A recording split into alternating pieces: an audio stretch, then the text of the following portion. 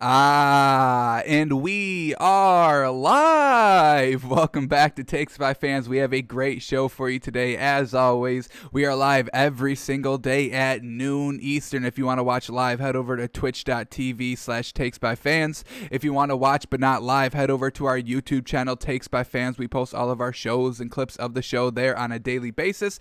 And if you just want to listen, we are on podcasting apps, Spotify, iHeartRadio, Google Podcasts, Apple Podcasts. Folks, however you want to watch or listen, we've got you covered in multiple ways.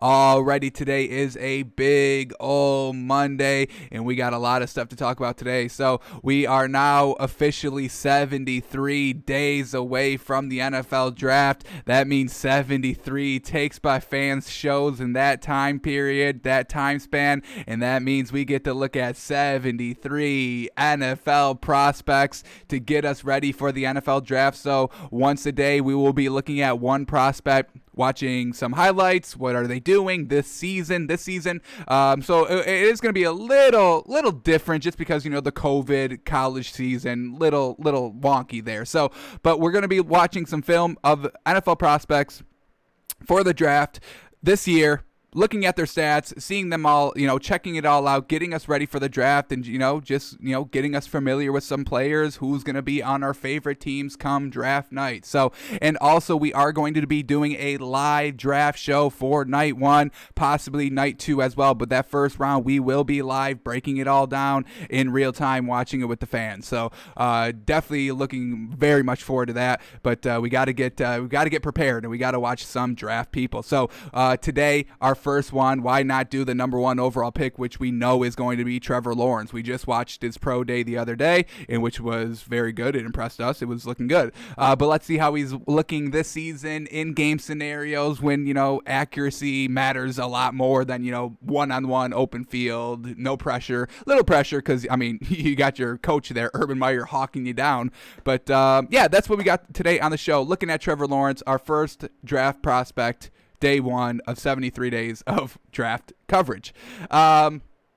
Yeah, and then also we're obviously breaking down the NBA. So cannot forget to do that. So let's just jump right into the stories of the day. And folks, let's do our favorite segment. Everything on Twitter is a clue. And this tweet is brought to you by JJ Watt. Is there some hints in this tweet? Well, it's his anniversary with his wife. And he posted this. When did he post this? Today at 8:34 a.m. And this is what he said in the tweet. Anyone who can look that stunningly beautiful and wear that much white while crushing a plate of wings, our first clue, plate of wings right before her wedding ceremony, has to be the perfect woman, and I couldn't possibly be more thankful and proud to call her my wife. Happy anniversary, Kialia. Kialia? Is that how? Kialia? Oh, hi. All right. What a name there. And then our second clue here is a red heart and a blue heart. Well, I think JJ Watt may be sending some signals in this anniversary tweet here. We get her crushing a plate of wings. That's kind of like a huge Buffalo thing, right? And look at this girl go in the wedding dress, just absolutely hammering these wings. Yes, sir. And then the blue and red hearts, folks. That's the Buffalo Bills color. So it is confirmed here. No overreaction. JJ Watt will be a Buffalo Bill. He's talking about wings. He's got red and blue hearts. I mean, folks, what more do we need? He's telling us. This is coded message right here. You have to read between the lines and inspect every single word. So we get it right here. You've heard it here first at Takes by Fans. JJ Watt will be a Buffalo Bill. That is the end of it. Don't want to hear anything else. He's telling us right here, folks. Alrighty, and you know, just this little stat here, most 15-plus yard receptions by receivers since 2019.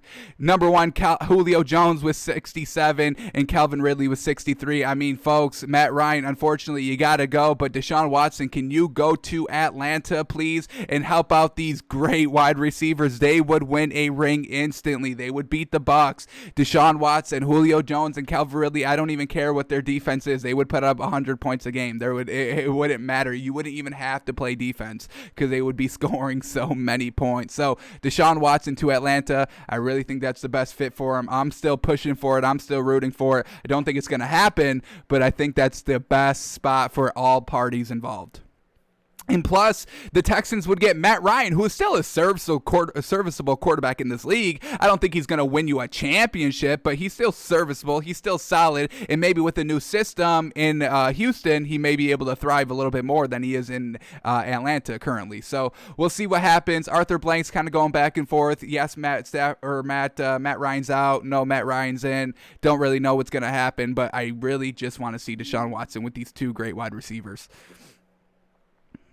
All right, what else do we get here? All right, this one. All right, Alex Smith isn't ready to retire and, quote, does want to play somewhere in 2021. I think his time in Washington is going to come to a close, unfortunately. We just saw them sign Tyler Heineke to an extension. That kind of seems like he's going to be either the starter or backup.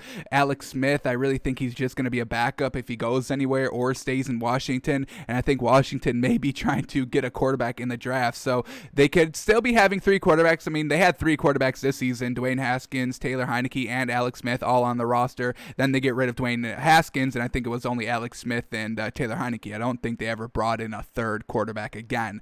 So we'll see what happens. I mean, yes, obviously we all want to love Alex Smith. I mean, the injury was tragic, all that. But, I mean, where is he going to go? Let's just quickly go through all the NFL teams here. Not going to go to the Cardinals, Ravens, Falcons, Bills, Panthers, Bengals. All those are no. He could go to Chicago, but once again, Matt Nagy cannot have another experimental quarterback. This man's coaching job is on the line. His kind of his presence, his expertise is all being challenged this kind of last couple of seasons because he's making Mitch Trubisky work a little bit, but it's still not getting it done. And then he got Nick Foles, and that didn't work. So the man's kind of 0-2 on quarterbacks, and he cannot go 0-3, or the man's going to be out of a job. So not going to go to Chicago. Cleveland's got their guy. Dallas seems to have their guy. Denver, I mean, he could go to Denver, but I don't think he's that much of an upgrade over Drew Lock, honestly. I think you can kind of mold Drew Lock into a better quarterback than what Alex Smith is right now, unfortunately. Detroit's got their guy. Texans will not have their guy, but they're not going to go from Deshaun Watson, who's mobile as heck, to Alex Smith, who has had reconstructive leg surgery and is hobbling around the field. And that's no disrespect to the man, but that's what we're looking at here. So can't really see Texans going to get Alex Smith. If they rebuild, they're going to get a rookie quarterback in the draft. They're not going to go banged up Alex Smith. Packers are still rocking with Aaron Rodgers. Colts are definitely in the running for a good quarterback, but once again, I mean, you're not going to go to Alex Smith. He is not going. That the Colts just need a good, above average quarterback, and Alex Smith is not that right now. It's unfortunate, as we're saying, but he's not going to go. He's not going to go to Indy, who has a win now mentality, a win now roster. They're looking for a proven good quarterback right now, possibly a Carson Wentz. Rams got their guy. Jags will have their guy come draft night. Trevor Lawrence. Minnesota still rocking with Kirk Cousins, and Kirk Cousins is definitely better than Alex Smith. I mean, come on, he's healthy, so he's better. Kansas City, obviously not. New Orleans Saints, they already have their guys. They got multiple guys. They can go Jameis Winston or Taysom Hill. Raiders, all right, now this is where it gets a little interesting. Could he go to the Raiders? Possibly, but Derek Carr, is he still going to be there? They may be getting rid of him, possibly not, though. Marcus Mariota, they're kind of looking to trade, unfortunately, because we like him to be the starter there in the Raiders. But, can't really see, I don't think he's going to go to the Raiders. I mean, they got Derek Carr and Marcus Mariota. I think they keep one of those two quarterbacks, so Alex Smith would be a backup. The Giants, Daniel Jones is better. He's younger. Chargers obviously have their franchise guy. The Eagles have their guy. Dolphins have their guys. 49ers have their guy, but are looking to upgrade to Deshaun Watson, not to downgrade to Alex Smith. Patriots, they don't have their guy, but I don't think Bill Belichick is going to trust in aging out of this league Alex Smith coming off of surgery. Seattle, Russell Wilson seems to want to be there now. I saw a quote the other day. Jets will either draft a quarterback or keep Sam Darnold. Bucks got Tom Brady. Steelers have maybe Big Ben for one more season, and I don't really see them. Is Alex Smith better than Mason Rudolph? Yes, but how much better? That's the real question. Washington, obviously, he's there right now, and Tennessee is going to be rocking with Ryan Tannehill. So I really do not see a spot for a starting spot for Alex Smith come 2021. It's unfortunate. Comeback player of the year this year, absolutely deserved. Freaking warrior, a true champion in the sense of I didn't win a ring or a championship game, but I am a champion in a regard of coming back from a bad injury. I just don't see it, man. It's unfortunate, but I think Alex Smith may be done. Maybe done. He could be second string. He could be a second string quarterback anywhere, and that's fine, but he's not a starter. Alrighty, the NFL has released the top 100 plays of 2020. It looks like they're going to be breaking it down over the next couple of days. So we get a nice little 6-minute clip here. A little long, but hopefully we can go through it decently quickly. So here it is. We're going to watch 100 to 75. What do the NFL think are the top 100 plays? Do we agree? What plays, can we relive, from the season and kind of, watch again and be amazed by it again? So here we go. The top 100 plays, 100 through 75 today. I'm sure tomorrow will be 74 through 50, and we'll watch those. So yeah, we may be able to watch the top 100 plays here throughout this week. So here we go. Play 100. Let's cue this up. I have not watched this, so I don't know what plays we're getting here.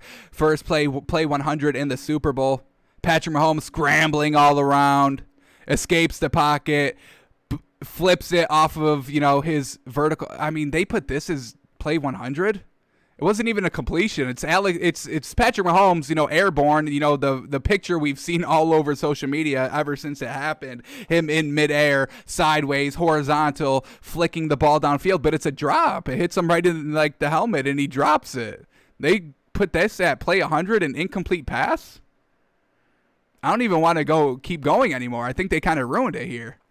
At least it's play 100. All right, play 99. Phillip Rivers floating it out to Nyheim Hines out of the backfield, and he goes all the way in for the score. Yes, sir. 30-yard play. Hey, that's why we like this Colts team. We love their running backs, and we know that Phillip Rivers wasn't airing it out all the game. All right, play 98 here. What do we get here? A nice long punt.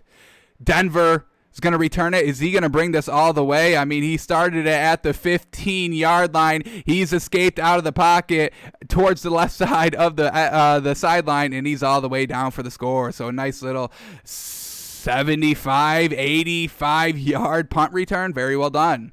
97 is Aaron Rodgers. A beautiful pass right here against the Bucs. Unfortunately, they lost it. Not the playoff game.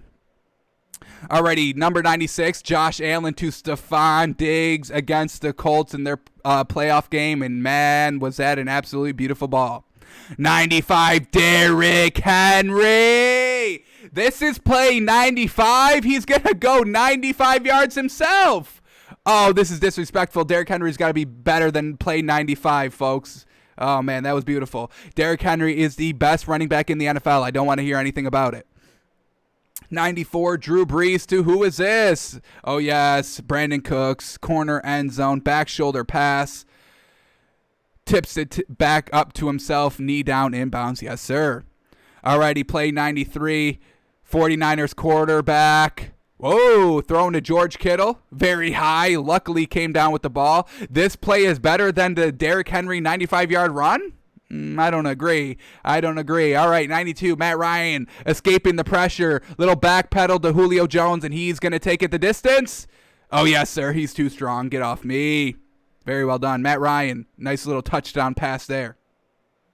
Alrighty, Josh Allen, his second play in the top 100 here to Cole Beasley. I mean, this is what we're doing here. We're giving, first down completions here against the Cardinals. I guess, the time and where it was executed, in the game, I guess, but that's play 91. Okay. Derrick Henry's was better, but we'll keep going here. Play 90, Tom Brady versus the Raiders. He steps up into the pocket. He goes all the way deep. Yes, sir. Is that Scotty Miller? Yes, sir. Scotty Miller gets behind the defense, and Tom Brady cashes in. Play 89, Derek Carr against the Dolphins, escapes the pressure, trying to keep his eyes downfield and lets it fling. And man, oh man, is that Nelson Aguilar killing our defense real quick? And he goes all the way. Poor defense by the Dolphins. But hey, we've had a couple of those moments.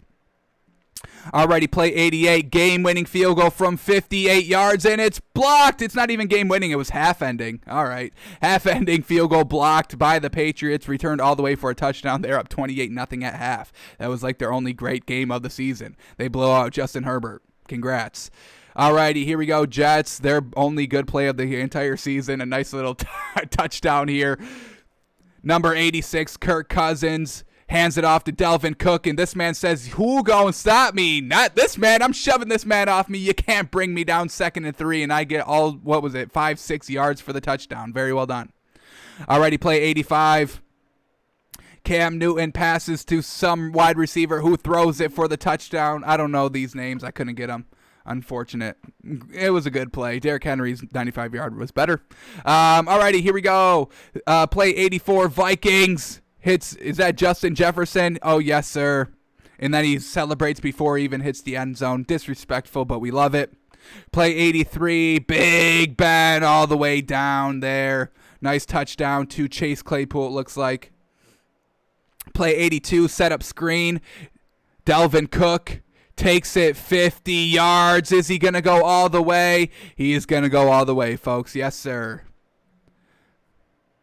Alrighty, 81. Kyler Murray. Yes, sir. Oh, Larry Fitzgerald getting some love here. Is that Larry Fitzgerald, number 10? 2 feet down. That's not even Larry Fitzgerald. That's DeAndre Hopkins. My apologies. Alrighty, here we go. Play number 80. Alrighty, folks, this is why the Eagles had success all season. It wasn't because of Carson Wentz. It was because this man would just be ripping off run after big run. He fumbles here. They're luckily able to kind of get on it and advance it for the touchdown. But this is why the Eagles had success all season long. I mean, down 17-0. They finally are able to rip off a big old run. It happened literally in every single one of their wins, folks. Alrighty, play number 79, Packers, Aaron Rodgers hands it off to Aaron Jones. He's gonna keep it going here to the sideline, cut back inside. He's gonna continue to go, and the blockers are there now, and he's able to weave his way through the Eagles defense for the touchdown. Amazing. All right, play 78. Patrick Mahomes in the red zone against the Saints, buying all the time. Last second throw, corner end zone. And it's caught. Mecole Hardman. Holy cow. Literally right at the corner of the end zone. And we saw a play of this kind of very similar in the Super Bowl. Unfortunate, it was incomplete. Oh, yeah, Derrick Henry, another play here. Ooh, the disrespectful stiff arm of, who was this, Josh Norman? The get off me. Who the heck does this man think he is? Yes, sir. Derrick Henry, 2 plays in the top 10. In that one, number 77, love it. Alrighty, play number 76, Joe Burrow running right up the middle for about 20 yards for the touchdown score. Yes, sir, rookie getting it done. Alrighty, so that was the first about 25 plays of the top 100. We'll be doing this for the rest of the week, I'm assuming. Hopefully the NFL keeps putting these out. Alrighty.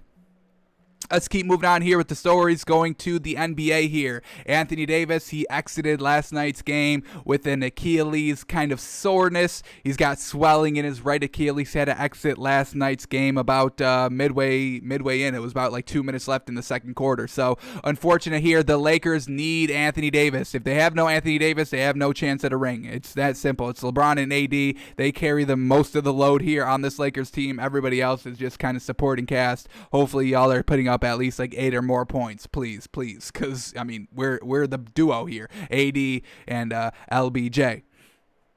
So a little bit of dangerous news here. Hopefully it's nothing serious. Hopefully he just needs kind of like a week or two off to let it heal, and he'll be good to go. But if he's out for the season, I don't think he is, because he was able to kind of walk off on his own power. Didn't seem like he tore it, anything like that. So he's going to have an MRI today. We'll have more information probably today, probably right now if we go live. I mean, if we look live on the timeline, we probably may be finding something. But we'll definitely know later tonight, and definitely we'll know by tomorrow for the show. Alrighty, so Anthony Davis, a little out here, and now, you know, the Cavs and Raptors are in, quote, active talks on a potential Andre Drummond deal. Ooh.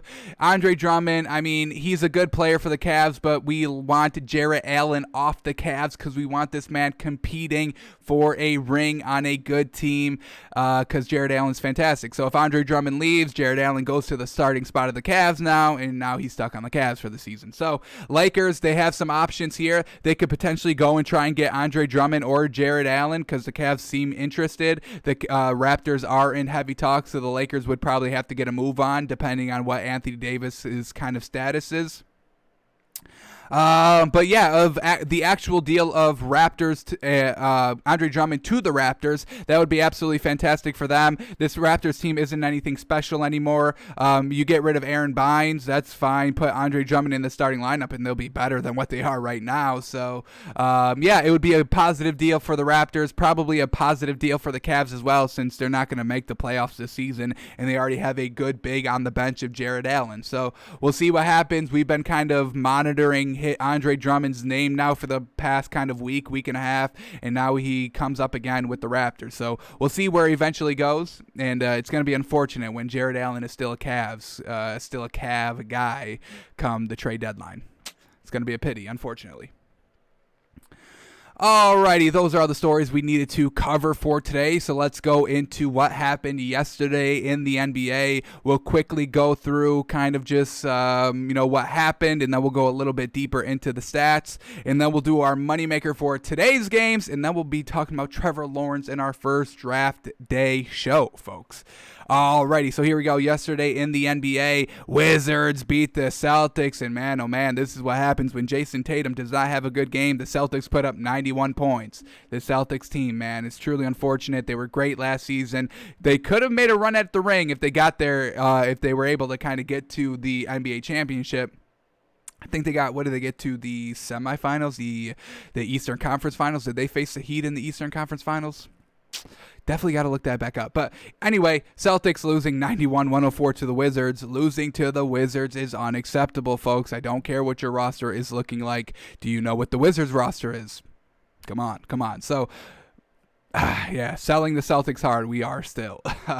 Alrighty, another team that we are not buying. The Raptors, they lose to the Timberwolves 116-112. Siakam has a chance for a game-tying layup, and he misses it. Unfortunate. So the T-Wolves go on to win. And once again, this Raptors team, we are not ready to buy them. They had like a 2 great game stretch, and now they're kind of back to what they've been all season, just kind of mediocre, lackluster, nothing special. They don't have that spark. They don't have that momentum. They don't have that magic anymore. It's unfortunate because I love Nick Nurse, and, Siakam's good. Kyle Lowry's good, and Fred VanVleet's usually good. It's just kind of unfortunate what's going on with this team right now. So yeah, T-Wolves win 116-112. Spurs getting another win here, beating the Hornets. Hornets struggled a little bit offensively. Terry Rozier had a great game, like the last 3 or 4 games, been absolutely killing it. But the Spurs step up, 122-110 win over the Hornets. And man, oh man, the Spurs, they're making a run for that top 10 this week. I already see it. I think they're, on a 2-game winning streak? What do we got here? Let me update this. Let me update the standings. The Spurs are currently on a 2-game winning streak. Yeah, all right. So, yeah, they're trying to make that push right now for the top 10. And I'll put them in there. They win. If they go, 4-0, 3-0 this week, absolutely, they'll be number 10. We'll make room for them. Alrighty, moving on. Pistons beating another team here. Pistons getting another win over the Pelicans. Come on, Pelicans. What are we doing here? Very young team. Just need somebody to be consistent and close the games. The Pelicans don't have that, unfortunately. So the Pistons get another win. We'll have to check Blake Griffin's stats. He had a great game. Did he put back-to-back good games together? We'll see what happens. But Pistons get the win 123-112 over the Pelicans. Blazers, oh my goodness, I'm so impressed by this team. Damian Lillard, clutch as heck. We're gonna watch kind of the final kind of minute of what happened in this game because it was real kind of craziness, and we saw clutchness and then not clutch, and that was the end of the game. But Damian Lillard was one of those clutch players, and I don't want to say that we've been saying this, but folks, we've got the evidence to back it up. Where are we? Where is it? Here we go. February 12th, we tweeted Damian Lillard is top 3 consistently clutch players in the league right now. And then we had a nice clutch-ass shot 3 by him last night, and we had to say still applies. So there we are. It's documented. It's documented, folks. We know this. Damian Lillard, clutch as they come. I would honestly say he's probably the clutchest. I just said top 3, so, people don't freaking come at me on Twitter saying, no, it's him. And then I'm like, all right, you have your opinion. I get it. So that's why we just say top 3. Sake of argument. Alrighty, here we go. Moving on to Bucks and the Thunder, and the Bucks lose. I mean, what a night here in the NBA. Celtics lose, Raptors lose, Hornets lose, Pelicans lose, Mavericks are losing, Blazers are winning, Bucks are losing. What is going on here? So Bucks lose 109-114 over the Thunder. I mean, it's always something with this Bucks team, right? We'll have to look in the stats. Why did they lose this game? Can we find out by the stats? But man, oh man, this is why, folks, we take it slow with the Bucks. So if anybody's clowning me out there with our power rankings every week of why the Bucks aren't higher, this is why. They cannot beat the Thunder consistently. They can't beat anybody consistently. They can't perform consistently. They are 16-11. I will give them that. A little bit in a weaker East there, but it's really just Giannis. That's all they got. Alrighty, Suns still winning here, 109-90 over the Magic. Very well done. Suns doing what they're supposed to, getting a win. That's what we like to see. Celtics, Bucks, start taking notes, doing what you're supposed to be doing, winning against the teams you're supposed to be winning against. The Suns know something about that. Alrighty, Lakers lose to the Nuggets, 105-122. Unfortunate. We saw Anthony Davis exit the game about the second quarter, end of the second quarter. And, I mean, he's a huge piece, especially, having to try and guard Jokic. Usually Anthony Davis is pretty solid, but once he goes out, now who's going to guard him? Marc Gasol? Good luck with that. So it's unfortunate. Jokic able to kind of eat without Anthony Davis down low, and the Nuggets pull away in the second half because of no AD. Alrighty, Kings and the Grizzlies, and man, this Grizzlies team is so interesting, folks. They are making a nice little run here. I want to say, are they on a 2-game winning streak as well? 1 game. All right. They were 10-10, then went 10-11, now 11-11. So, 2-1 in their last 3 games.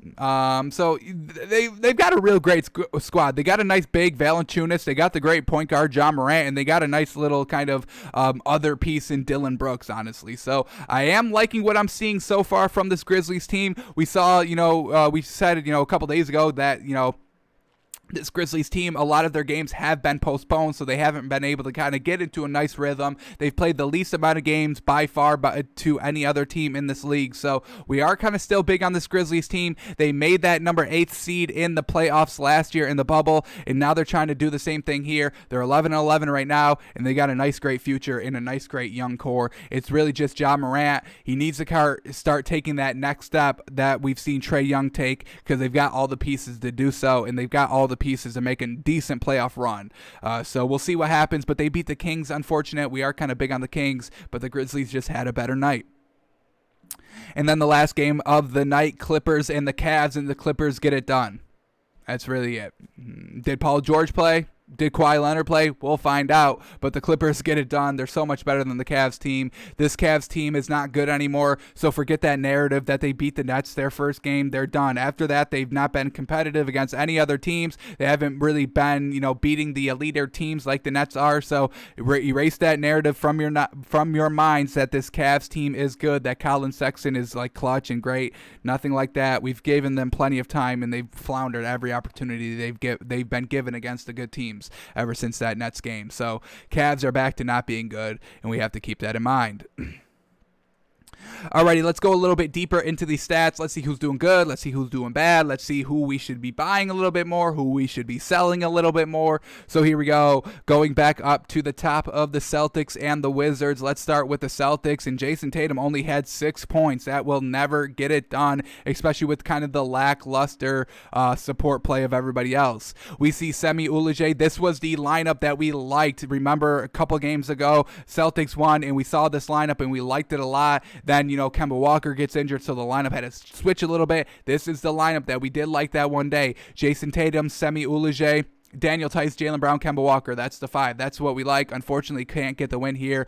Jason Tatum only shoots 21%. Not going to get it done. Semi Ojeleye only 3 points and shoots 16%. Once again, not going to get it done, unfortunately.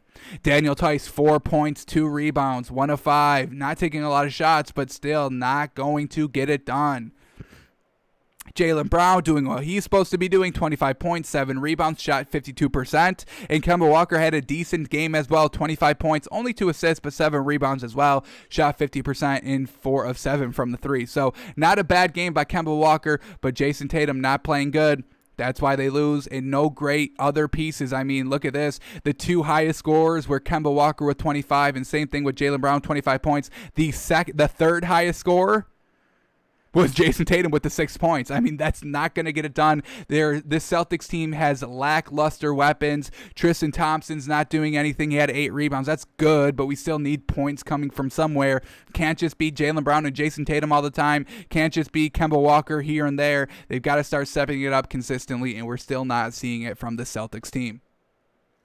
And to make it all worse, they lost to the Wizards. The Wizards!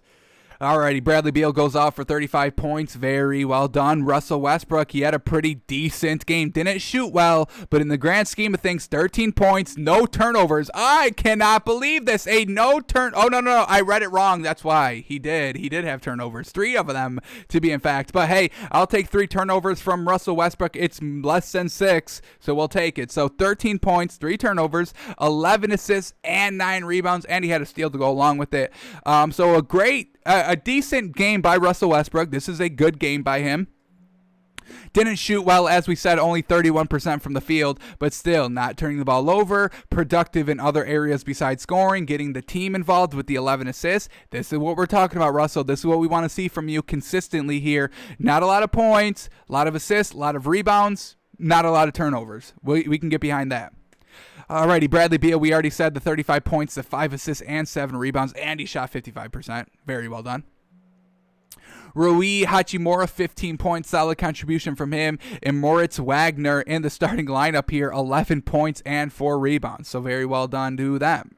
Any solid bench play, we get Robin Lopez, 10 points, 4 rebounds. We get Denny Avdija, 8 points, 10 rebounds off the bench. Very well done. And let's shout out Davis Bertans, 8 points, 8 rebounds off the bench as well. So kind of a solid night here by the Wizards. Bradley Beal getting the 35. Some solid 4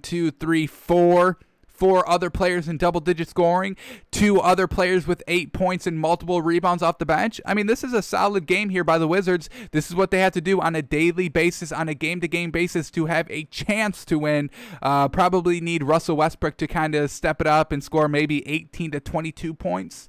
But decent win here by the Wizards. A very bad loss there by the Celtics. Alrighty, let's move on to the Timberwolves and the Raptors now. Let's start here with the winning team, the Timberwolves. Yes, sir. Still no D'Angelo Russell, unfortunately. I think he's going to be out for at least one more game. Hopefully we can get him and Karl Anthony Towns back in the starting lineup. But Karl Anthony Towns, 20 points, 11 rebounds. Very well done. Really, all their starters got it done. This is fantastic. Ricky Rubio, 16 points. Malik Beasley, 20 points, 6 assists. Karl Anthony Towns, as we said, 20 points, 11 rebounds. Jared Vanderbilt, 12 points, 7 rebounds. Anthony Edwards, the number 1 overall pick in this year's draft, 18 points, 7 rebounds, 3 assists. So great job by the starting lineup of this Timberwolves team. Decent, one good bench player, Jalen Noel, 11 points off the bench. So that's very well done. So once they get D'Lo back, you put kind of Ricky Rubio back on the bench. He comes off the bench, gives that kind of spark. He puts up 10 plus points. Everybody else in the starting lineup gives you, the 15 plus. And this Timberwolves team could be pretty good. They've got some decent talent. Anthony Edwards is going to be a stud in this league. Karl Anthony Towns is already a stud in this league. And D'Angelo Russell can make it work in this league. So they'll have a decent top 3 here, decent big 3 with the Timberwolves once they are all healthy. Now we go to the Raptors now, who did not step up. Well, we see the starters. I mean, kind of decent here. Kyle Lowry, 24 points. Fred VanVleet, 22 points. Pascal Siakam, 18 points. Norman Powell, 22 points. All of that is great. What was not good? Their starting center, Aaron Baines. Absolutely not good. 6 points, 5 rebounds. I mean, you got to get some more contribution from that from your starters because this is exactly what we talk about every single game about this Raptors. Of all these role players, they need them all to kind of be in 15-plus point territory. And Kyle Lowry, Fred VanVleet, Pascal Siakam, Norman Powell all did that, but the center couldn't get it done. And for that reason, they lose this close game, 112-116. So unfortunate here. That's kind of why they are trying to get Andre Drummond right now. He will go and get you the 15 points and 11-plus assists every single game. That's his game. So better than Aaron Bynes. He can't score the ball. And the Raptors need a scoring big. That's why they're trying to get Andre Drummond. Alrighty. So Timberwolves get the win, 116-112. Let's go to Spurs and the Hornets now. Let's start here with the Spurs. DeMar DeRozan only put up 8 points, and they still win the game kind of heavily. Not a great sign there by the Hornets. DeMar DeRozan still had 9 assists, so that's still something. What do we get here? DeJounte Murray, 26 points, 12 rebounds, 6 assists. What a great game by him. Derrick White, 25 points, 4 assists, 4 steals as well. Holy moly. Jacob Poeltl, 8 points, but 12 rebounds. And Keldon Johnson in the starting lineup, 18 points and 8 rebounds. Very well done. And then look at this great bench contribution. Patty Mills, 10 points. Lonnie Walker, 11 points. And Rudy Gay, 12 points. This Spurs team is pretty decently deep. I mean, I'm a big fan of DeJounte Murray and Derrick White. Obviously, DeMar DeRozan's good. And then to have Patty Mills, Rudy Gay, and Lonnie Walker all coming off the bench, that's pretty great as well. So, as we said, I mean, this Spurs team, they've got a good record. I just, really can't put my finger on what makes them good, honestly. I watch them. I still can't see it. They're 16-11, which doesn't seem right to me. I'm watching the games every single day, and I'm just like, well, how are the Spurs the 6th seed in the West? I don't get it. But hey, they're 2-0, 2-game win streak right now, and hey, I'm ready to put them in the top 10. I'm ready to give them their chance at the top 10. So we'll see how they finish out the week, but definitely impressive here. Alrighty, let's talk about the Hornets now. Terry Rozier has been absolutely a monster in these last 3 games, putting up at least 30 points in their last 3 games. Very well done. 33 points by Terry Rozier, 4 assists, and 7 points on 48% shooting. Not bad when you're taking 29 shots. What else do we get here? Cody Zeller, 10 points, 12 rebounds. Very well done. LaMelo Ball, 17 points, 8 assists, and 12 rebounds. What a game by him. He didn't shoot great. 7 of 20 from the field, 3 of 8 from the 3. So didn't shoot well, but everything else is great. So we're still big on LaMelo Ball. He's still an all-star, folks. Tomorrow's the last day for voting, so we will solidify our all-star picks tomorrow on the show. But so far, LaMelo Ball is truly impressive. Malik Monk, 23 points off the bench. Bismack Biyombo, 11 points off the bench. It's just unfortunate. Miles Bridges didn't have a great game, 5 points, but he did have 6 rebounds. And Devontae Graham, only 5 points on 28% shooting. So a little light by everybody else, but hey, their main guys step up. Terry Rozier, LaMelo Ball, Malik Monk, all having great games. Kind of even Cody Zeller. So it's just unfortunate here. The Spurs were a little bit better tonight, a little bit deeper. And it's a little unfortunate by the Hornets. Still big on this Hornets team. They do have to start beating the better teams a little bit more consistently, but they are a solid squad right here. Alrighty, Pelicans and the Pistons. Let's start here with the winning team, Pistons. And, no Blake Griffin. That's why they win, folks. There is correlation right there for you. No Blake Griffin, you win the game. He holds you down. He bogs you down. His unnecessary three-pointers. His lack of rebounding. Get that out the game, and now you've got a smooth team here, smooth play. So very well done. Who had a good game? Really kind of all their starters were kind of getting it done besides Wade Ellington. Delon Wright, 17 points, 6 assists, 7 rebounds. Absolutely fantastic. Mason Plumlee, triple-double, 17 points, 10 assists, and 10 rebounds. 4 of those rebounds offensive. Mason Plumlee had an absolutely monster game here. Jeremy Grant, 15 points. Sadiq Bey, another great game by him. 16 points, 6 assists, and 4 rebounds back-to-back. Absolutely great games. Sadiq Bey, is he the wild card here? Is he the Pistons' secret weapon? It's seeming to be so. He is the rookie, correct? Is that correct? Let's double check real quick. I'm pretty sure he is. Yes, sir. Rookie. Number 19 pick overall. Very well done. Really making an impact here for the Pistons. Love to see it. Alrighty, off the bench, Josh Jackson, 21 points in 21 minutes. And then Savi, not even going to try to pronounce the last name, but very well done with the 18 points off the bench. Mahik Luke. Leah Luke. Mahaliuk. Mikhaliuk. Savi Mahaliuk. They break down his name if I click on it. Give me the phonetic sounding. Mikhaliuk. Savi Mikhaliuk. That's how it's pronounced, folks. Learn it. Start to learn it. He's taking over the league. He's taking over the league off the bench. Alrighty, let's go to the Pelicans now.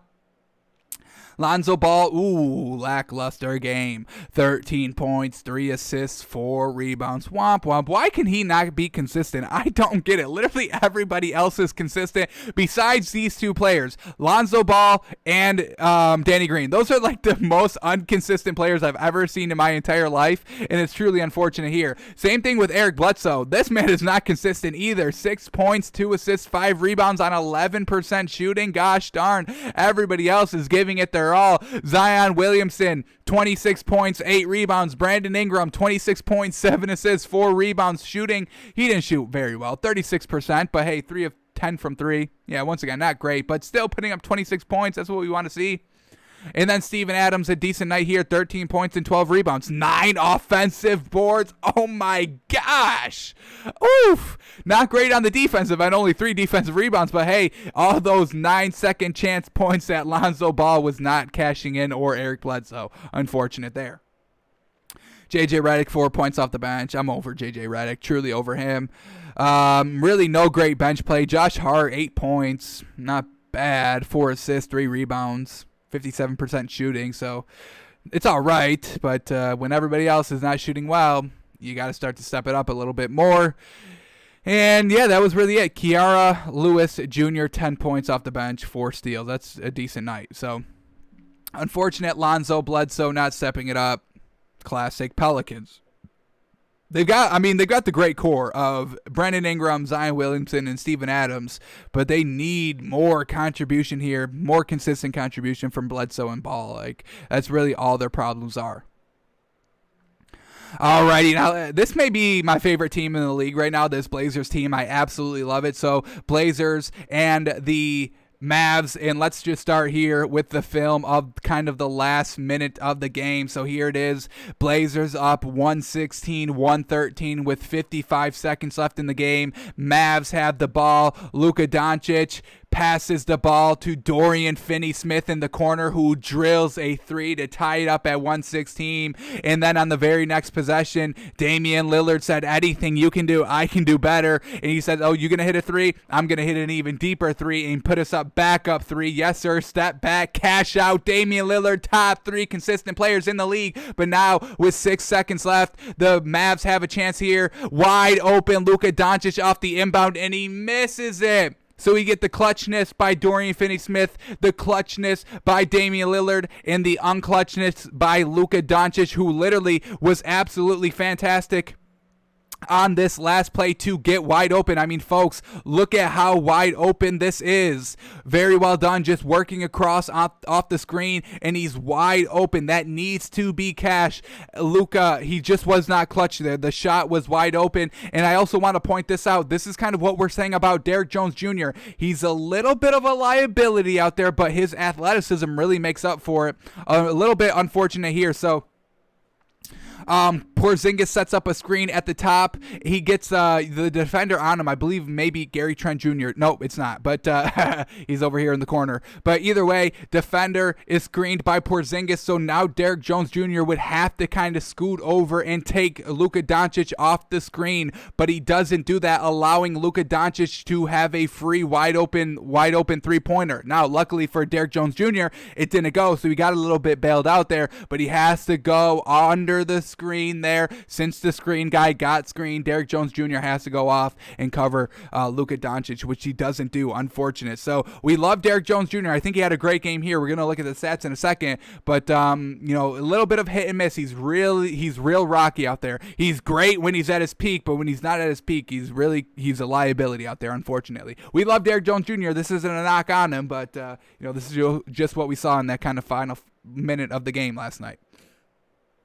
Alrighty, so let's start here with the Blazers. Damian Lillard, 34 points, 11 assists. Just an absolute point god, if you will. Clutch as all heck. Gary Trent Jr., 17 points. Enes Kanter, 14 points, 8 rebounds. Robert Covington, 15 points. And then we get to Derrick Jones Jr. still in the starting lineup, which I do like. I do want him to get the experience there out as a starter, but he has to start stepping it up, doing more than this. He was on the floor for 32 minutes, folks. That's a lot of minutes to be playing, and he only had 6 points. I know he doesn't shoot a lot, but still only 6 points, no assists, 4 rebounds. He is a better defender than he is kind of an offender. But just got to see a little something more from this man, whether points, rebounds, assists. He's good. He's a great defender, but something else is missing from this man's game. He's got the athleticism to do whatever he wants on the floor, so that's not the problem.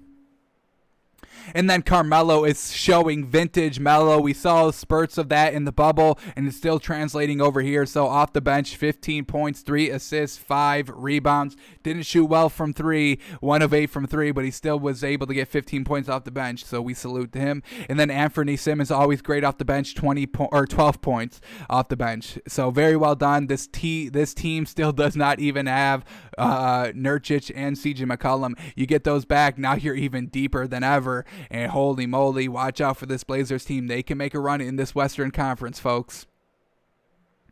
Alrighty, the Mavericks losing again. Doncic couldn't be clutch, but, I mean, he had a fantastic game. 44 points on 70% shooting. Absolutely magnificent. 14 of 20 from the field, 5 of 8 from the 3. Unfortunately, one of those 3 misses was to tie the game. Unfortunate. Truly unfortunate there. Porzingis, 18 points, 8 rebounds. Dorian Finney-Smith, very clutch, 14 points to go along with that clutchness. Tim Hardaway Jr. still off the bench, 12 points, very well done. And Jalen Brunson off the bench, 11 points as well. So Josh Richardson, only 6 points. Maxi Kleber, 8 points. Little light there. Yes, Doncic is great, but he cannot. I mean, once he becomes the guy that's only going to get all the scoring, that's when you start seeing the double team. So other pieces have to start putting up more points to get Doncic, kind of freed up a little bit. But Mavericks lose, very close game. They did come back a little bit. I mean, this was kind of I don't want to say a blowout, but it was a decent lead there by the Blazers with like the final 5 minutes left in the fourth quarter. They were up about 12 points, and then the Mavericks went on a nice run to kind of close it out. But it's Dame time, folks. Y'all know, come on. He's consistently clutch, folks. I'll say he's the most consistently clutch player. I don't care anymore. I'll say it. I'm backed up by it. I'm vindicated by it. We'll say it. Top clutch player in the league right now is Lillard. Nobody even comes close to this man. Alrighty, let's move on. What's the next game up on deck here? Bucks and the Thunder. All right, let's start with the Bucks here. Let's see what did not happen. All right, I kind of see it right off the rip, but let's go over it. Here we go. Giannis, 24 points, 10 assists, 17 rebounds, 3 of 3 from the free throw line, 1 of 3 from the 3, so a fantastic game by this man. Chris Middleton, 23 points, exactly where we need him to be. Didn't shoot well from the 3, unfortunate, but still put up 23 points, so we let it slide a little bit. 3 assists and 3 rebounds to go along with Chris Middleton's 23 big old points. Brook Lopez had an absolutely awful game here. 2 points, 2 rebounds. That's all he did. 1 block, minus 11 in the plus minus, so poor defender. Who was he getting? He was getting beat up by Al Horford. Truly unfortunate there. Alrighty. What else do we get here? Dante DiVincenzo, 17 points, 8 rebounds, 2 assists. He shot 5 of 7 from 3. Alrighty. There we go. Brian Forbes, 14 points, 2 rebounds, 2 of 8 from 3, 35% from the field. That definitely can be up a little bit. It's just looking like Brook Lopez here, a very lackluster night, and the Bucks need everybody on deck because they can't hit the threes consistently, and we know Giannis is going to eat down low, but somebody else has to spread the floor. Alrighty, what else do we get here? Who did good off the bench? DJ Augustine, 1 point. Yikes. Pat Connaughton, 7 points, 7 rebounds. Alright, not bad. 37% off the bench. Not bad. Bobby Portis, 21 points. Very well done. He had a great night off the bench. 64% in 27 minutes and 6 rebounds to go along with that. So, just unfortunate here by the Bucks. A little bit of a close loss. It was just who had a chance here? Did we get anything here? Justin Jackson, Justin Jackson hit a dagger 3 to kind of seal the game with about 13 seconds left to make it a 2 possession. So very well done to the Thunder being clutch. All right, still, I mean, and once again, a big reason why the Bucks could not lose this game. There was no Shai Gilgeous-Alexander in the starting lineup for the Thunder. So that's their man. That's their main guy. So truly unfortunate here, but everybody stepped up in this game, and I absolutely love it. These are their starters, folks. Justin Jackson, the clutch dagger 3, and then 22 points, 5 assists, and 3 rebounds on 56% shooting. Absolutely magnificent. Luguentz Dort is finally coming back to his own now here, getting switched to that kind of shooting guard spot, and he's thriving. Not, better as a number 2 than a number 3, it seems like. So very well done to kind of switching over the lineups a little bit. So Luguentz Dort, 19 points, 7 rebounds. Al Horford, a great game, 20 points, 9 assists, 7 rebounds. Darius Bazley, 18 points, 5 rebounds. Kenrich Williams, 10 points, 5 assists, 4 rebounds. That's all their starters, and they all shot super freaking well. They shot, is this right? Oh my God, they shot 47% as a team, which seems a little light, but I mean, we got multiple 50s, we got a 61, we got a 56, so their starters were all shooting very well. It's Hamidou Diallo with the 18% that kind of weighed him down a little bit. Alrighty, so off the bench, Hamidou Diallo, 6 points, 13 rebounds, gosh darn.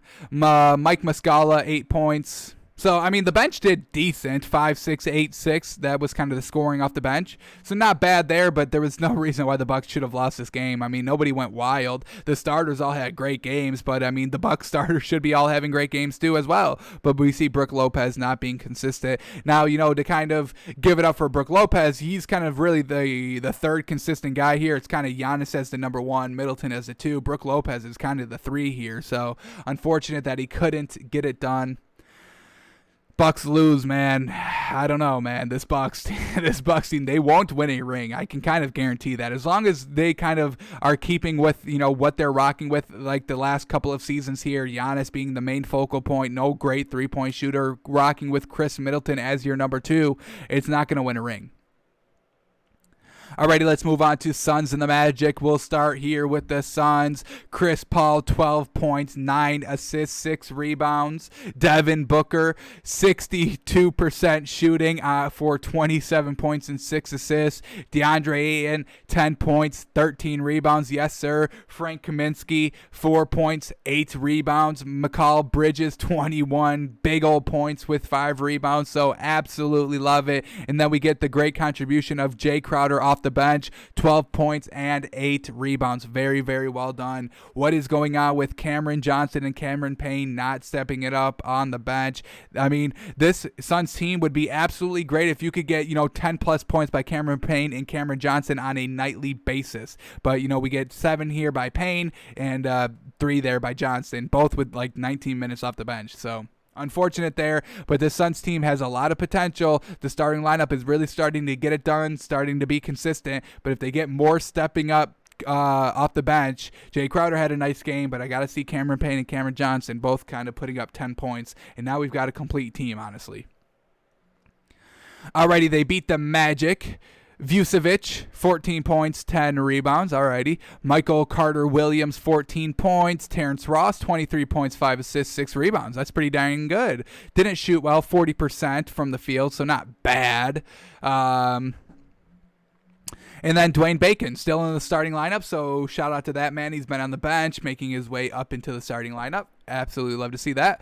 And 19 points off for the starter. So, yeah.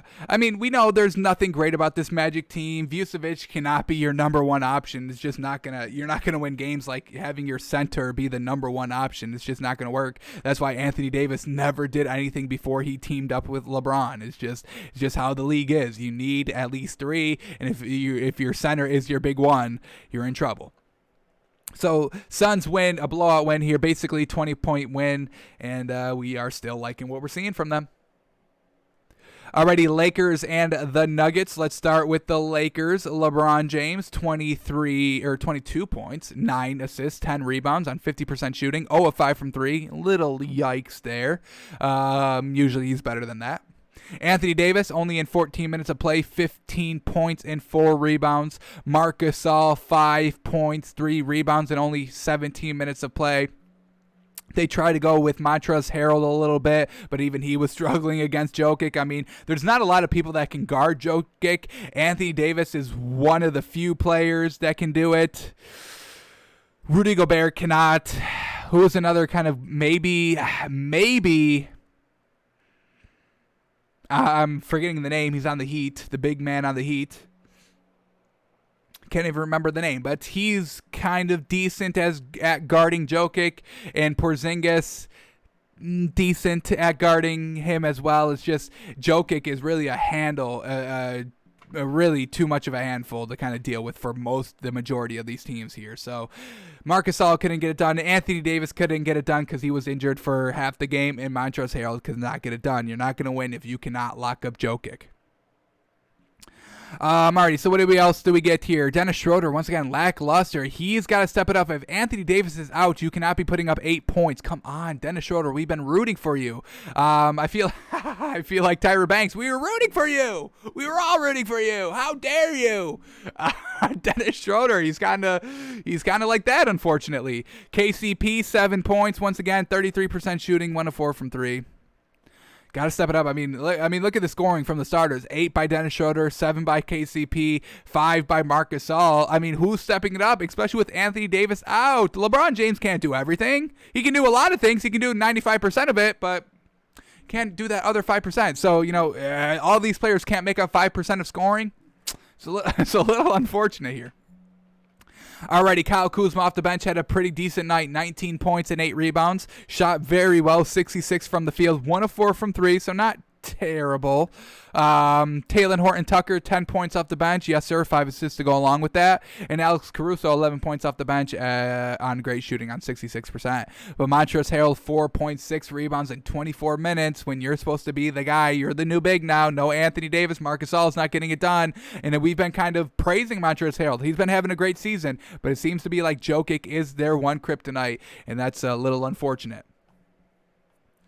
Alrighty, let's go to the Nuggets now. What do we get here by Jokic? We got to talk about the star, folks, right? Triple-double by this man as well. Second triple-double of the night by his center. 23 points by Jokic, 10 assists, 16 rebounds. He could do whatever he wanted. 47% from the field, 1 of 5 from the 3. So wasn't even stretching the floor by the 3. It was just, he cannot be guarded down low. What else do we get here? Jamal Murray. Oh, okay. A little bit of a switch in the lineup, it looks like. They put Jamal Murray as the 2, and he kind of thrived a little bit. 25 points, 4 assists, 6 rebounds. Very well done. Monte Morris kind of takes the 1 here with the 10 points and 3 assists and 3 rebounds. So not a bad night by both the guards there.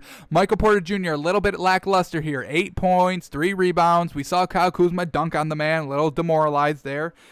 So Michael Porter Jr. has to be a little bit more consistent. It seems like his kind of game is for the bench, honestly, and I want to see this man be a starter, but I would probably send him down to the bench, unfortunately. Let him kind of be the Jordan Clarkson, let him kind of be the facilitator, the 6th man on this team. But we saw him in the bubble kind of outcry, saying he wanted to be more bigger part of the offense, so he doesn't want to be off the bench, and I understand it, but it seems to be like you thrive off the bench a little bit better. I don't know, man. This Nuggets team is decently deep. They got a lot of pieces everywhere, but the rotations maybe is the biggest key to this. So I definitely want to see if they stick with Jamal Murray as the number 2 here. This is very interesting, especially that he had success here. We've been seeing Jamal Murray a little spotty all season. He goes to the number 2, 25 points, 6 rebounds, 4 assists. That's a pretty good night. Alrighty, off the bench here. Who did good off the bench? Let's shout out. Oh my God, more names that I cannot pronounce like this. Facundo Campazzo. That one was easy. Facundo Campazzo. I like it. I like the name. 15 points, 4 assists. Zeke Nnaji. Zeke Nnaji, yes sir, 16 points and 3 rebounds. So solid contributions off the bench. Michael Porter Jr., I would probably return down to the bench, maybe. We'll see how it goes. And once again, Bobo getting no minutes. Disrespectful. Alrighty, let's move on. What else do we get here? Last 2 games, we'll start here with Grizzlies and the Kings. We got to start with the Grizzlies because they've been super impressing me this last probably weak here. John Morant, 16 points, 10 assists. Yes, sir. Grayson Allen still in the starting lineup, 10 points. So he's kind of floundering here. That first game in the starting lineup, he absolutely killed it. Ever since then, mediocre. Didn't take a lot of shots, 4 of 7 from the field, 2 of 3 from the three, so not bad there. Just only put up 10 points. That's all there is. 4 rebounds and 3 assists to go along with it. Not turning the ball over, a great sign there. Valanciunas, 25 points, 13 rebounds. This man is absolutely fantastic. John Morant and Jonas Valanciunas can emulate Trae Young and Clint Capella all day long, folks. Truly. Kyle Anderson's a great number 4 here. 17 points, 6 rebounds, and Dillon Brooks, 22 points, 2 steals, 2 assists, 2 rebounds, shooting 50%. So, big fan of Dillon Brooks. I mean, this is a squad, folks. This is a great starting roster. Ja Morant, Grayson Allen, Valanciunas, Kyle Anderson, and Dillon Brooks. I'm kind of excited to watch this team, kind of in the middle of the season now, since, the kind of first third of the season. We're in kind of the second third of this season, and I'm all for this Memphis Grizzlies showing me what they're all about here. And then they even got great contributions off the bench. Brandon Clark, 13 points, 4 assists, 4 rebounds. That's absolutely fantastic, shooting 80% off the bench. And then we get Xavier Tillman, 12 points, 5 rebounds in 21 minutes off 62% shooting. This is going to get it done. Alrighty, are the Grizzlies in our I don't think they're in our top 10 quite yet. They are not, unfortunately, but they can make some way here. The Heat will probably be off. Not a lot of room here in the top 10. Probably the Kings, we can move them back. They just lost a head-to-head. And then the Heat, we could probably move off because their road trip is proving a little tough for them so far. 1-1 so far. So there is some room in the top 10 to be had, and I'm all here for putting the Grizzlies on there. I'm about to make the switch. We can do an impromptu maybe in their next meeting, but I'm this close to putting them at number 1. I'm honestly this close to putting them at number 1. I'm all about them. I'm all about this Grizzlies team. Alrighty, and then the last game of the night, the Clippers and the Cavs. Let's start here with the Clippers. No. Wow.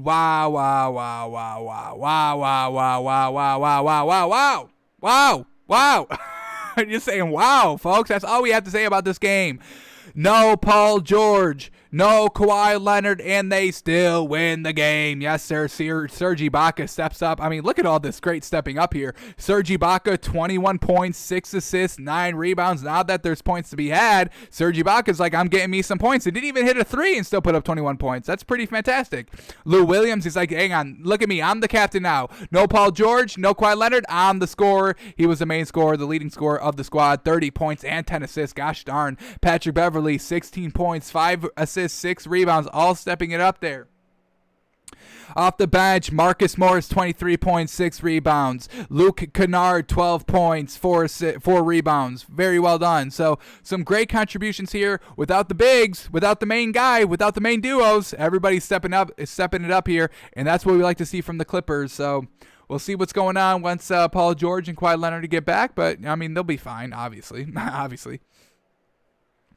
Alrighty, the Cavs, and ooh boy, yes sir. This just kind of speaks to, yes, the Cavs are very, very close of starting or trading Andre Drummond. They didn't even play the man. You're not going to play an asset that you're ready to trade, because if he gets injured, the trade is done. They're done. We're not even going to take the trade anymore. He's injured. He's worthless to us. You can keep him. We'll talk next year when he's fully recovered, but for this year, we're out. So Andre Drummond will not be a Cav anymore. This is kind of solidifying it here.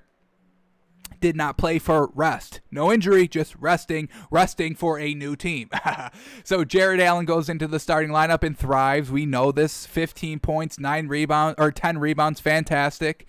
Colin Sexton, 22 points. Alrighty, like to see that. Darius Garland, 20 points as well. And Isaac Okoro, 10 points. Teron Prince definitely has to step it up. No points. Shot 0 of 6 from the field. No points. 3 rebounds. 1 assist. That's not going to get it done. But well done to see the Osman off the bench. 20 points. JaVale McGee, 9 points, 10 rebounds. That's going to be their new number 2 off the bench big. JaVale McGee got Jared Allen in the starting lineup and then JaVale McGee. So we know this Cavs team isn't going to be that great. JaVale McGee, a little older in this league, and when you kind of rely on him for consistent minutes, his production is going to go down as the season progresses. A little older, aging out of the league, getting a little tired some, long season, not going to make it into the playoffs. Even if they do, he's going to flounder and go down even more. So damn, it looks like we're going to have to come to the realization that Jared Allen is going to be a Cav for this season. Darn it.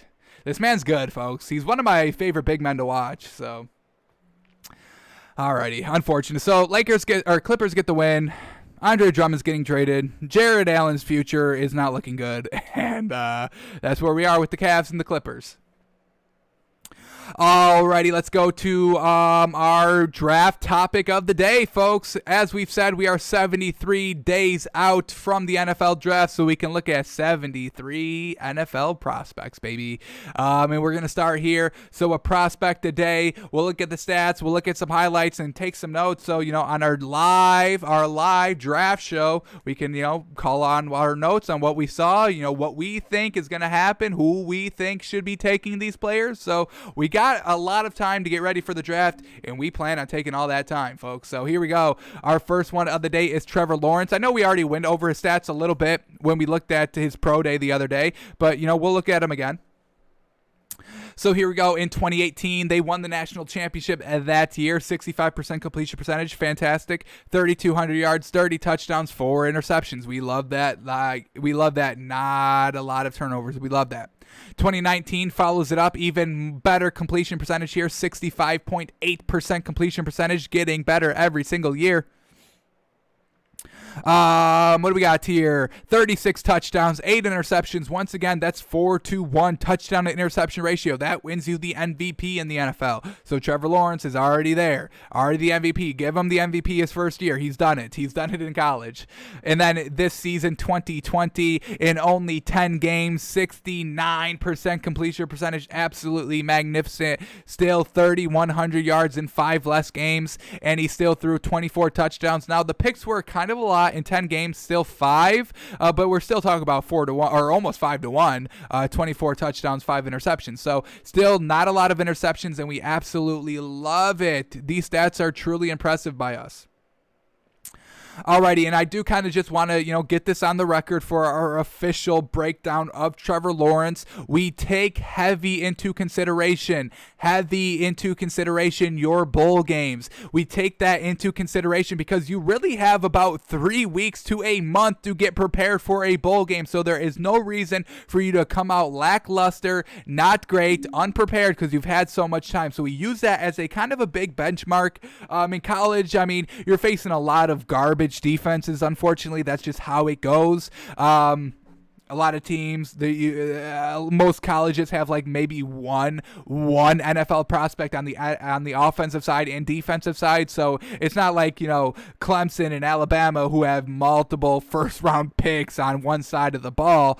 So that's why we want to see you do good in bowl games because during the regular season you can inflate your stats kind of easily if you're in a decent powerhouse because you've got a stacked team. So we do heavily take into account bowl games. So let's see what Trevor Lawrence did in his bowl games. His bowl games were multiple kind of bowl games because he got into the playoffs almost every single year. Well, he did get into the playoffs every single year. So here we go. In 2018, when he actually won the championship against Notre Dame in that kind of first in the playoffs. So against Notre Dame, 69% completion percentage, 327 yards, 3 touchdowns, no picks. Fantastic game. Fantastic work there. And then against Alabama in the championship game, once again, 62.5% completion percentage. I'll take that. Absolutely. 347 yards. Once again, fantastic. Once again, 3 touchdowns, no picks. Once again, the chef's kiss. Let's give it to him. Absolutely magnificent in 2018. Great performance in the regular season. Great performance in the bowl game, beating Notre Dame, who's obviously not a great opponent. We always know Notre Dame always flounders when they have to face a decent opponent. And so, so maybe the win against Notre Dame isn't that big, but the win against Alabama in a championship game, we give that man all the praise. Beating freaking Nick Saban. Let's see who we outperformed here in this game. Who was the Alabama quarterback? Was it Jalen Hurts? Was it Tua? Let's see. In 2019, it was Tua. Jalen Hurts was backing him up, so it was both of them, actually. And let's see. Did Trevor Lawrence outperform Tua? Tua had 64% completion percentage, so better completion percentage than Trevor Lawrence. Hey, he's on the Dolphins. Two interceptions. Not good there. So definitely did not outperform Trevor Lawrence. Yes, better completion percentage, less yards, less touchdowns, more interceptions. Unfortunate. Tua got a little outperformed there by Trevor Lawrence. Let's also see who was Trevor Lawrence working with. Anybody that we got to take a note of? T. Higgins, little nice, interesting tight end there. Currently on the Bengals, if I'm not mistaken. That looks like all of it. Hunter Renfrow, he was on this Clemson team as well. We know he's on the Raiders. Alrighty, so yeah, had some decent players working with Jalen Hurts was. And then look at this. Tua was working with Henry Ruggs III. Very well done. Devontae Smith. Hey, Jerry Jeudy. I mean, woof. Damn, Tua had a stacked roster here. A little unfortunate he couldn't get it done in the game, but hey, he's already in the NFL, so he don't got to worry about that game no more. Alrighty, so Trevor Lawrence in his first bowl game, first playoff, absolutely hit it out of the park. Fantastic work. Alrighty, in 2019, let's go to his bowl game in 2019. All right, let's slow down, website. All right, here we go. In 2019, got back to the college football playoffs, faced Ohio State round 1 and won the game. A little lackluster on its performance, though. 54% completion percentage. That's not good, folks. That's not good in the NFL, so that means it's definitely not good in the college system. So, unfortunate there. Still put up decent yards, 259 yards, still 2 touchdowns and no picks. So, that's, once again, absolutely, we love it. Not turning over the ball, and you'll win most of the games you have no turnovers. So, very well done. Then he gets to the championship game against LSU, has to go toe-to-toe with Joe Burrow. Doesn't get it done there. 48% completion percentage, his worst completion percentage of his entire college career. The only time he was ever below 50, I believe, was in this bowl game. So that is a huge kind of red flag. If we have to find red flags on this man, this is it. In the biggest game, he kind of floundered here. So we have one game of him doing good and one game of him doing bad. We'll have the tiebreaker in 2020, but still. Let's once again kind of see what's going on here. How badly did he get outperformed by Joe Burrow? So, Trevor Lawrence, once again, let's reiterate these stats. 48% completion percentage. Joe Burrow had 63. A hell of a lot better. 234 yards by Trevor Lawrence. 463 yards by Joe Burrow. Not so great. Oh, my goodness. And this is, oh, man, Joe Burrow absolutely crushed this man.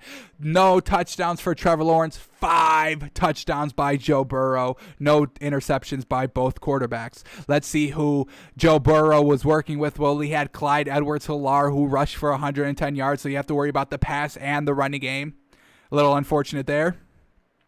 And then Joe Burrow was working with Jamar Chase and Justin Jefferson and Thaddeus Moss. So Justin Jefferson, we already know who's in the league. I think Jamar Chase is in the draft this season. I think we'll be looking at him this season. And Thaddeus Moss, I don't know if he declared for the draft or not. I want to say he did. Let me make sure. Oh, let me just double check. He's only got 2 seasons under his belt. So I think you need 3. Unfortunate. So maybe he's coming back for one more season. But I think Jamar Chase is good to come out. Let me double check this. He got 3 seasons under. Yeah, he's got 3 seasons. Did not play in 2020, so yeah, I would say he is probably coming out. But we'll see. We'll double check. If you see him in the next 73 days, that means he is a prospect. So yeah, Joe Burrow absolutely crushed Trevor Lawrence in their bowl game. All right, so now we kind of have the tiebreaker game, the tiebreaker season. What happened this season? 2018, fantastic, won the chip. 2019, got to the championship game, but floundered heavily. And now we get 2020. Let's see what happened here this season. He got to the college football playoffs against Ohio State, but he ended up losing. Here we go. 68% completion percentage. Pretty good there. Actually, really good. That's really good. 400 yards. Once again, really good. 2 touchdowns, 1 interception, though. That 1 turnover. Was this a close game? And did he get outperformed by what's his face? Jalen? No, not Jalen. Justin Fields. So, not really a close game. They lost by 21 points, unfortunately. So that 1 turnover in the grand scheme of things, not terrible. Not terrible. Still not good, obviously. Alrighty. Did he get outperformed by Justin Fields? Well, Justin Fields had 78% completion percentage. Trevor Lawrence had 68. Gosh darn. Justin Fields threw for 385 yards, and I'm sure he scrambled for even more. Let's see. Justin Fields only 42 rushing yards, but even more. So outperformed Trevor Lawrence a little bit in the yards production, completion percentage, touchdowns. Once again, just getting outperformed. 2 touchdowns by Trevor Lawrence and 6 touchdowns by Justin Fields. So this is not good. They both had 1 interception, so we can kind of cancel those out. But Trevor Lawrence against these quarterbacks, he's not throwing these touchdowns. I mean, got outperformed by Joe Burrow, got outperformed by Justin Fields. So, all right, so he's definitely started his year heavy, his career heavy. National championship his first season in. A little lackluster throughout his next 2 seasons, but he still should be fine. He should still be fine. Let's see what the film is telling us. The stats are all pretty darn good. Just the bowl game's a little disappointed in us, so let's mark that. That will be our first mark here. Great regular season.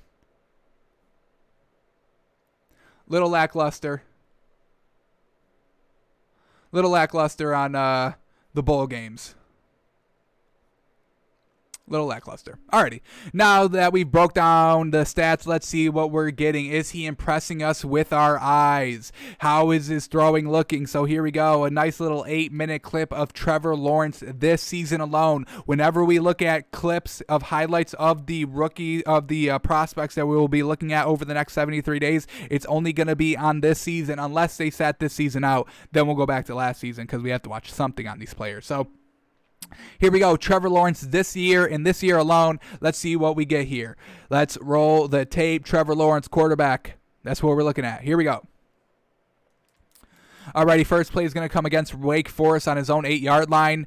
And yes, sir! Okay, starting off the highlight package. Absolutely magnificent. Look at this throw. Oh, my God. Look at this. First of all, look at this arm. Look at how fast and the velocity and how quickly that ball got there. This is an absolute bullet pass for about 30 yards, about a 30-yard bullet pass. Absolutely fantastic. Great positioning in the ball. It's decent coverage here. You have to put this ball absolutely on a string, and he does it. Wow, Trevor Lawrence already impressing us on this first throw. Beautiful throw there. All right, here we go. In the red zone, he's going to keep it himself. All right, we can definitely talk about his legs a little bit. We didn't talk about that in the stats, but let's see how the wheels are looking on film. Obviously, this was only a 2-yard run, so we can't judge it too much. But another one, the read option in the red zone, you got to watch out for it, folks. He's got the speed. He's got the vision. He knows what to read. He made the right decision both times. He sees defensive ends collapse. That's when you know you got a wide open shot at the end zone. And now he's back in the red zone here against Wake Forest. A 20-yard strike back of the end zone to a tight end or a fullback. I don't even know who the heck that is. It does not look like a receiver, but whatever it is, it's a great throw. Once again, there it is. Very well done. Another throw. Just a nice play action selling the fake, and he sees it wide open as soon as he's off the fake, and he throws it beautifully down the field. He's wide open. He puts it right on the money. Yards after the catch. Fantastic. Alrighty, now against the great defense of the Citadel. So this is going to be real tough here, folks. You don't beat the Citadel that often, folks. They're one of the best college teams in the league. Alrighty, here we go. Oh, boy, can we start counting yards already? He's going to throw it from the 50. It gets all the way back to the back of the end zone. That's a clear 55-yarder effortlessly. I mean, look at just how he releases this ball. Just whip. Not a lot. Did he look like he wound up all that much on this one? This is 55 yards clean. The man's got the arm. We know this. And once again, the read option, and he's going to take on. All right. He's going to get kind of met at the 1 yard line and just power his way in. He's strong. He's fast. He's tall. Let's get a height and weight on this man. Forgot to say that. We're looking at 6'6", 220, folks. This is wild. Cam Newton was like 6'5", 250. So Trevor Lawrence a little bit taller. Obviously not as beefy as Cam. We know that. But still, 220 solid weight there for a quarterback. So this man's powerful. He can get it done. He's tall and powerful. That's why he's going to go number 1 overall. And here we go. A pump fake. And another time we can kind of count the yards here. Wide open. He's going to throw the ball from the 40, get it all the way down to the 15-yard line. So we're talking about 45, 50 yards there. Clean once again. I mean, wide open. Absolutely right on the money. Allows the yards after the catch for the extra 10 yards that he needed there after the catch for the touchdown. Alrighty, a nice little read option here. Or is this just, nice little maybe designed run. It looked like a designed quarterback run off the play fake, but it gets it done 15 yards, so the man can run. All right. Let's bring up the yards. What is his rushing yards looking like? True dual threat or kind of part-time dual threat? Let's see. Trevor Lawrence overview. The passing yards were all great. The passing numbers are great. Rushing. All right, here we go. Year 1, 177 yards. Year 2, holy cow, we rushed a lot. 563 rushes with 9 touchdowns. Holy cow, 9 rushing touchdowns in 2019. And then this season, 203 rushing yards and 8 touchdowns. So, hey, he'll use his rushing game down in the red zone, and he'll use his legs in decent scenarios. It's not like he's a true dual threat. He's not a Lamar Jackson, a Patrick Mahomes. He's more of a Russell Wilson maybe running the ball. Just solid. Let me pick up the first down. Let me pick up the touchdown, whatever's kind of in my face, but I'm not going to go and rip off 40, 30-yard runs here. That's not his game. Alrighty, let's continue the film here. Once again against Virginia here. Ooh, yes, sir. All right, now we're starting to get into the touch of the ball, and he's got it perfectly here. This is tight coverage, folks. This is tight coverage. It's this zone coverage. Everybody's bailing out back here, so you have to throw this ball. He throws it against the first 2 lines of the defenders. We see the receiver here in this nice little zone. I mean, this is still tight coverage, folks. He's kind of triangled between 3 players here. These first 2 players here are within like 5 yards. This one's a little bit deeper here with like 10 yards, but this is still, you have to get it over this defender here, under the safety there, right in the middle, and he puts it right on the money. That's pretty fantastic. Maybe a slightly too high. We see the receiver having to jump and fall and catch for it, but still, that's perfect positioning. Oh, yes, sir. Another great pass here. 45-yard strike at the back of the end zone, and the receiver's able, I think he actually got both feet down on this one too, right back of the end zone. Didn't get the second foot down, but hey, in college you only need the one, and that's what the receiver is doing. NFL receiver would probably practice getting the second foot down. I think you could have gotten the second foot down, and Trevor Lawrence is just throwing this ball absolutely magnificently. Gosh darn. Already back in the red zone at the 15-yard line, throwing the ball. Just a nice little out there. Nothing too special there. But, if we have to find something good about this pass, let's watch it again. Ooh, that was actually not good. Actually not good. So this was actually not a great pass here because we see the receiver having to turn around to get the ball. If you're throwing it kind of out towards the flat quickly, you have to kind of throw it out in front so the receiver's momentum carries them into the yards after the catch there that time. A little bit behind. Receiver had to make a little bit of an adjustment on the ball. A little 2-yard strike here. Nothing great. All right, here we go against Miami. What do we got here? 0-0 game. Nice little setup design play all the way back to the left. Nothing great here by Trevor Lawrence, just a solid play there. Alrighty, play action, makes the right read, finds the open receiver. And yes, sir, he goes and meets them right out there. And now they're up 21-3. 28-3 against Miami still. Read option. And once again, he's taking it and took a big shot there. Pops right back up. Spikes the ball in the face. Talks a little trash to the defense. And they're up 35-17 at this point. And Trevor Lawrence wants more points. And another great strike down the little seam route here. Perfect pass. Tight coverage. And he fits it right in there. That's absolutely perfect accuracy right there. Fantastic.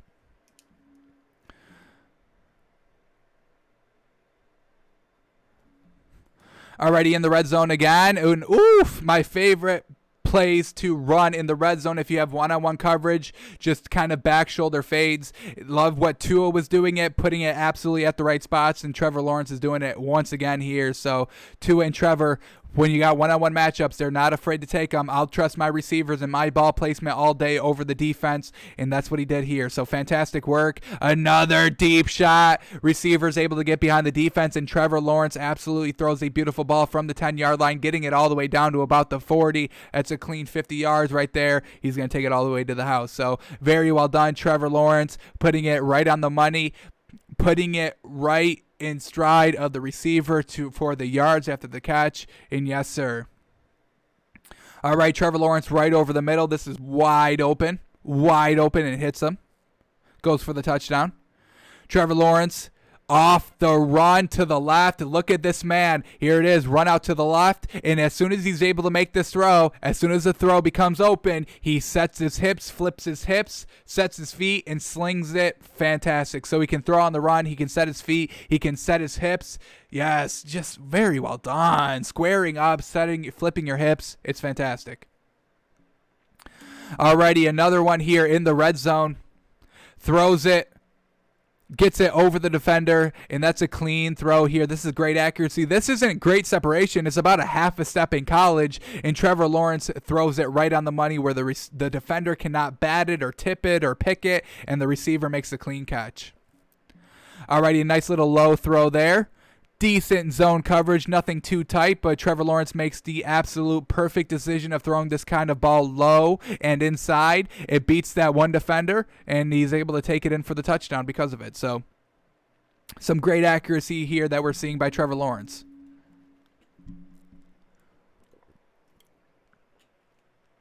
Oh, yeah, fooling everybody with his eyes. The nice little pump fake holding the safety until the tight end down the seam gets open, and then he hits them right there. So Trevor Lawrence, he's got really all the skills that you want, the physical skills of his throwing power, and then just how to look out defenses. So that's fantastic. Look off defenses. That's what the man can do. All right, once again, I mean, he sees the one-on-one matchup right here. He's all the way on the right hash. This one-on-one matchup is all the way towards the left sideline. Trevor Lawrence recognizes it instantly, and as soon as he does that, gives him a one-on-one ball. Now, this one is a little not greatly thrown. If the defender plays this one, this is probably picked. Not great, but hey, it was a completion. It was a touchdown, so let's give the man a little bit of credit there. But yeah, this ball has to be a little bit higher. So, his kind of cross the field throws. I mean, as we said, he's throwing this one from the right hash all the way to the left sideline. He's got to get that up a little bit more. So that's the one knock on that one throw right there. Alrighty, let's go to the next play. What else do we get here? Against Pittsburgh, a pretty solid defensive school. A little flea flicker, and he's wide open. Wide open. All right. Just flicked it. About 35, 40 yards there. Designed trick play, so we're not going to put too much weight on Trevor Lawrence's ability there. Oh, and here it is. He's going to run a read option from the 20, folks. Woof! From about the opponent's 17-yard line, and he's able to get in for the score. So very well done on the read option. The man knows when to keep it. Once again, we see the defensive end who barrel down inside. Trevor Lawrence can get outside of him, and great blocking on the outside by the receiver for Trevor Lawrence. So the speed is decent here. It's not bad speed. It's pretty decent speed here. Yeah, it can change directions decently fast. So the man's got some nice wheels. Hopefully we can get a nice little 40-yard run so we can really see him sprint. But we'll see if we get that. I doubt he does if he only's got like 200 yards rushing. Another read option. Why is nobody playing this, man? Why is nobody playing the read option in the red zone? What are we doing here? Have y'all not been watching film? I've been watching film for, 5 minutes here. We already know that this man can definitely run option. Very well done. Alrighty, another big throw here. Once again, one-on-one coverage. Trevor Lawrence underthrow. Does he even underthrow it even a little bit? Let's watch it one more time. Throwing it from the 30 all the way down to the 35-yard line. So very close to about 40 yards. 35 yards officially will mark it. And this is just a nice little rainbow throw. Once again, if you have the one-on-one matchup, you see your receiver kind of a half a step over the defender. And Trevor Lawrence actually lays this ball out beautifully. Able to kind of get it. Doesn't really slow down too much. Once again, if the defender, an NFL defender could possibly get his head back out around and kind of play the ball and possibly pick it off. But, of what we just saw there, it was a great throw, great catch, great placement. And we give him a little bit of credit there. Alrighty, this is the ACC championship game against Notre Dame. What has he got? Wide open receiver, absolutely money ball there. Goes for the touchdown, launched it from about the 25, got to the 35. So not a big throw there, but still a very decent throw, about 40-yarder. We doing the math right? 40-yarder, 45-yarder. Very well done.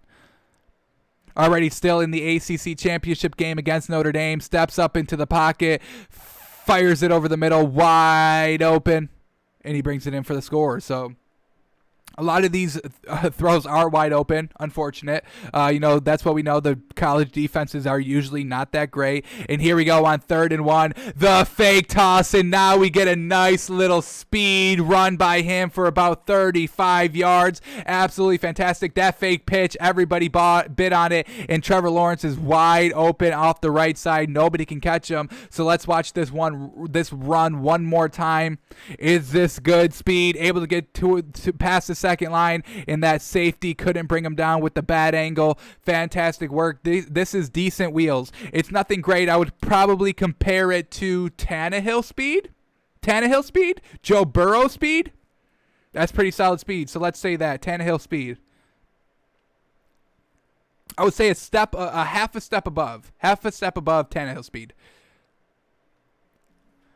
If we're looking for a comp. Alrighty. In the game against Ohio State that they lost against. Nice little flip there. Nothing special. Wide open receiver kind of does the rest. Brings it close 21-35 in the third quarter now. So the Clemson Tigers are still in it. Can't really do anything after that throw. All right, Trevor Lawrence with pressure in his face, able to kind of stay in the pocket as long as he could to deliver a good ball. No, he's going to take a little bit of a shot there, and he's able to still get it off. So the toughness, all right, we're starting to see the toughness a little bit. Not too much because he couldn't will his way past the Ohio State defense on this game. All right, so that's the highlights on Trevor Lawrence. He's looking good. Obviously, the stats are great. What he showed us was great. He could really make all those throws. A lot of them were wide open, but I mean, it's college, as we said. As long as the ball placement is right on target, we can give you credit for wide open passes, and all those passes were on target. Alrighty, so we kind of clocked it at 55 yards in game. When we looked at his pro day, we did count about 65. So 55 in game of what we saw just this season. I'm sure he's got 60 yarders somewhere, but 65 yards on the pro day. So we know he's got the arm, he's got the nice legs, he's got the read option, he's got all the intangibles, kind of the mental awareness of the game. It seems to be good by him. So, Trevor Lawrence, he's going to be the number 1 overall pick, folks. We know this. This is a non-story. He will be number 1 to the Jags, but we had to start the draft, our draft coverage somewhere, and we go with the number 1 overall pick. Trevor Lawrence is still looking real good to us, folks. Alrighty, that's going to do it for us today. We're back tomorrow with a new prospect. We will not tease it out. You'll have to come and watch. You'll have to come and watch and see. So we're back tomorrow, noon Eastern, talking NBA, breaking down another prospect. Do we do Devontae Smith tomorrow? Possibly. We'll do him soon, but maybe tomorrow. New day, new prospect, getting us ready for the draft. I know we're about 3 months out, but never too much time to prepare. Alrighty, so we're back tomorrow. Thanks for tuning in. Thanks for watching, and we'll see you in the next one.